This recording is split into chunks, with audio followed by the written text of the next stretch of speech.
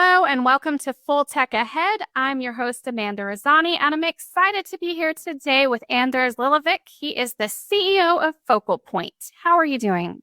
I'm well, Amanda. Pleasure to be here, and thanks for having me on your show. Happy to have you on the show. So share a little bit about Focal Point. What services do y'all provide? So we're a B2B SaaS company in the procurement sector. So we help enterprises streamline and strengthen their procurement processes. So before I started Focal Point, I was in procurement for 25 years, and I led procurement organizations, big and small, but probably some that you've heard about, like Fannie Mae, QBE, Webster Bank, and Citizens Bank. And I found this to be a problem throughout the industry. I would have spent millions of dollars in procurement technology, but my team and I did most of our work in Excel and email. So that's what I'm setting out to fix. All right. So then let's talk about, you offer a tool that's sort of like a supply chain X-ray of sorts. Can you describe this a little bit? Sure. It's kind of like the procurement central nervous system, I call it. So procurement has a lot of tools out there that do disparate things in disparate ways. And we bring all the data and all the processes together so that organizations can look in one place, hence the name of the company, quite honestly, where they can look at everything related to a supplier in one spot and everything related to a category of spend in one spot. And you look at the many different dimensions of things, right? And you make sure that you get all the information, everything there at once, but also that you can model that procurement does, whether it's onboarding a supplier, doing financial due diligence on a supplier, or going through an RFP process or renegotiation, that all these processes can be mapped out so the right things are getting done by the right people at the right times. And procurement has been, the evolution has been, fairly rapid. When I started in procurement in the 1990s, it was all about saving money. Now we almost have to also save the world and save the company and all these other things as you start looking at diversity, inclusion, carbon footprint reduction, anti-modern slavery, and I can go on and on and on.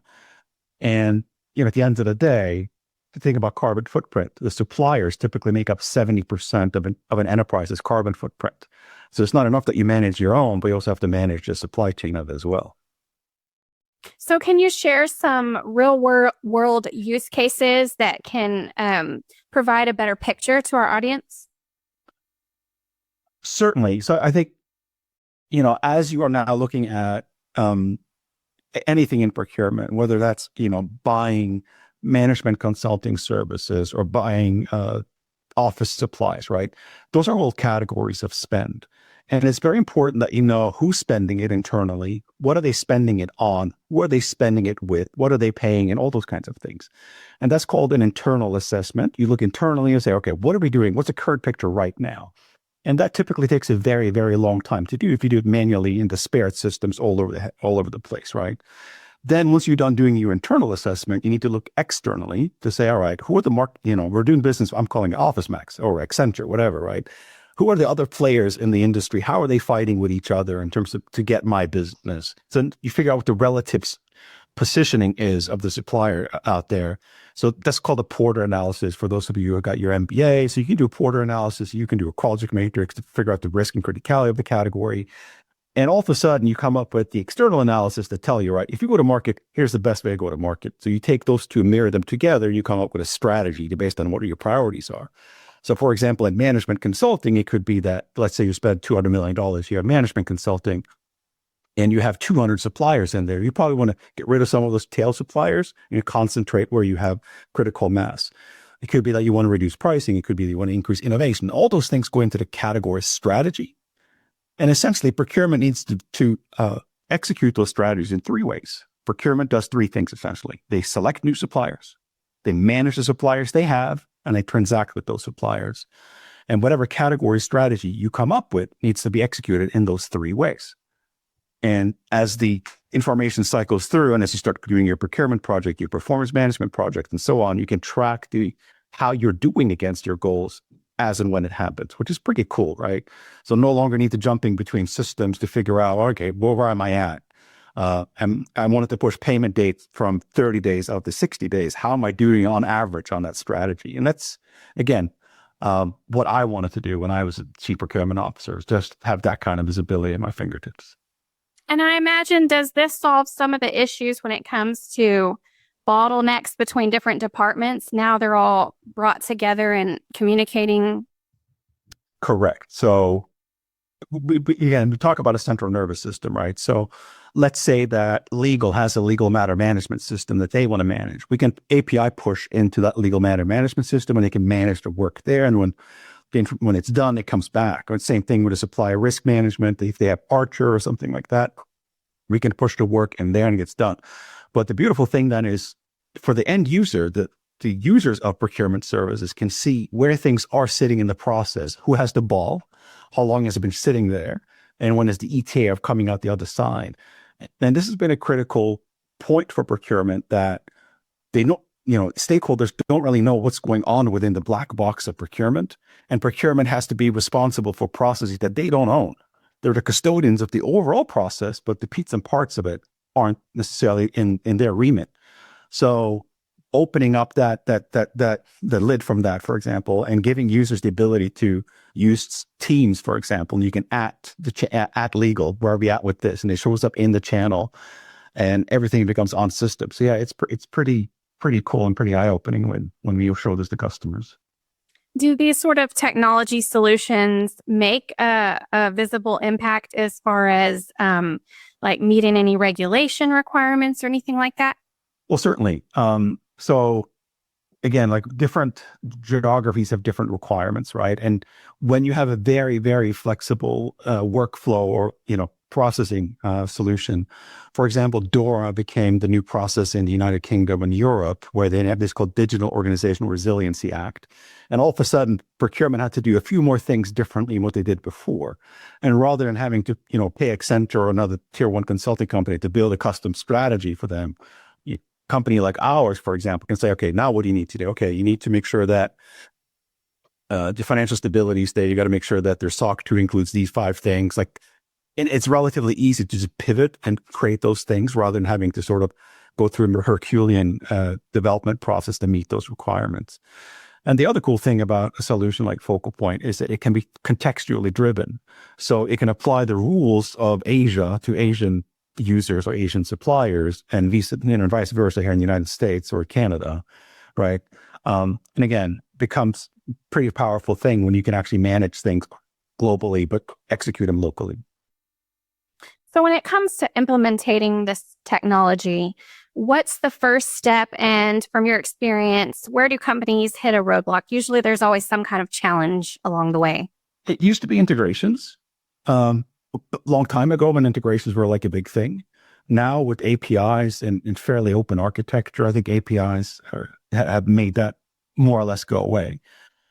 The biggest challenge we have is the fact that the legacy is managed in Excel and email. So the processes aren't really documented all that well. And it usually sits on somebody's desktop. So when we get in and we could put a workflow solution in place that mandates a certain amount, certain process, organizations have challenges sort of extracting that from their brain and into a workflow solution. And the other thing is there's a lot of sort of religious discussions or, fiefdom discussions internally. Okay, should I do it this way or should I do it that way? Because now, again, you're mandating how things get done potentially. And that requires a lot of discussions. If people haven't done their homework before they start, we can sometimes hit a roadblock there where we have to guide them through the process. And the other thing that we see is now that, okay, let's say audit is sort of driving the charge of putting in a new process, right? Audit tends to overcorrect. God bless them, right? We'll have auditors. But they try to boil the ocean.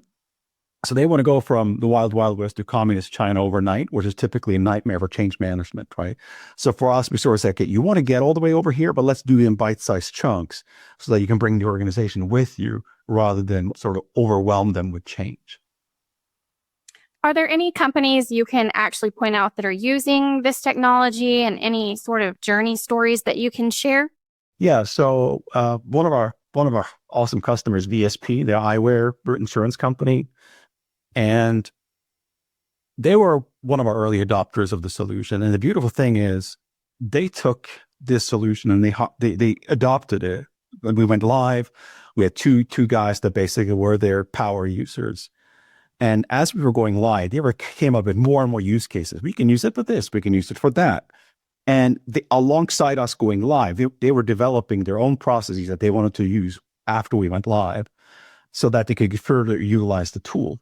And by having a fixed platform fee licensing model rather than a usage model, that allows our users to basically get as much utility out of the solution as they can, rather than us coming with our hand out about it. And having been a procurement person before, that was very important to me, because I always hated it when I really started using a solution and the supplier would come with their hand out and say, well, now you have 2 more users. And, it was kind of annoying for me. So seeing them going in and saying, all right, we're using a solution to solve this problem and that problem, something that I never even thought about. This is really, really cool. And it helps us be more innovative as well. We have another few customers right now who are really pushing the boundaries of Gen AI, and we're helping them build agents to do a variety of things. Because we have all this data, because we touch every process, it makes it easier to plug agents in and execute distinct tasks or tasks that follow other Gen AI tasks. And we can make it smart, which is also really, really cool. So yeah, we hear so much about AI agents these days. And so you can make special boutique AI agents for each company. Absolutely. So they can bring their own and we can plug it into our infrastructure, or they can write their own in their own infrastructure, as long as we can hit them with an API. But we spend a lot of time helping them writing prompts, number one, to be efficient and effective, but also so that it's useful when it comes back, right? Because we can write into our backend. So let's say I was having some fun with it literally just before this call. I was helping a customer, basically saying, all right, put in an email address, extract the URL, figure out all the information about the company. Then, if they're public, run their financial stability assessment on these different things, and then post it into the system, right? Pretty cool. These are things that would take hours to do, 6 months ago. And now with a click of a button, it can be done automatically. And it's pretty awesome, I think.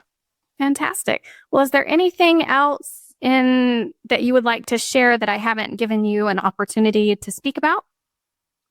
Well, I think in this particular industry, what I'm seeing a lot of now is fear about displacement of people. And I think that's probably not a fear I would have, right? I think solutions like this, and Gen AI in particular, help people be more efficient and effective in the job that they do, so that they can move on to the more value added things. And I think that's kind of what we're trying to do. Like, we're trying to automate the tactical and accelerate the strategic. And I think that's really what we're all about now. So we built the infrastructure to sort of connect everything. Now let's automate everything that we can to make everything more efficient and effective. And I think that's kind of where we're going next. And I think that's pretty cool. If there were any final insights you could leave with our audience today, what would that be? Well, if you don't have a procurement department, you should consider getting one, because you can save a lot of money, right? It's typically the second expense only to HR expenses. And it's amazing the amount of capital that you can free up by simply looking at the top 10 providers in your company and negotiating that contract. Even as a startup, we deployed that strategy quite a bit. So you may not need focal point, but you should probably need procurement. All right. Thank you so much for coming on the show and sharing your insights today. Thank you. And thank you to our audience. Stay tuned. There's more podcasts like this coming up.